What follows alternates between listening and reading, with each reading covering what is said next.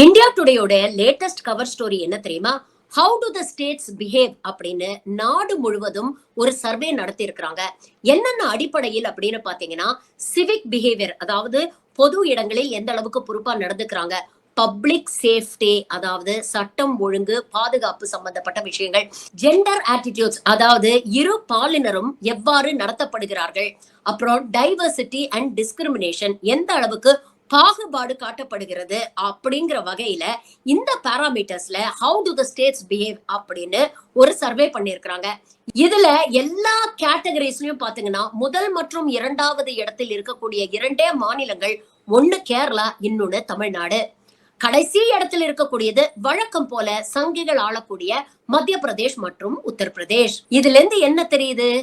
பாஜக புழங்கக்கூடிய எல்லா இடத்துலயும் மக்களுடைய முன்னேற்றம் எந்த அளவுக்கு தடைபட்டிருக்குது, நாடு எந்த அளவுக்கு நாசமா போயிட்டு இருக்கு அப்படிங்கிறது தெளிவா தெரியுது. இத பத்தி நீங்க என்ன நினைக்கிறீங்க? உங்க கருத்துக்களை பதிவு பண்ணுங்க.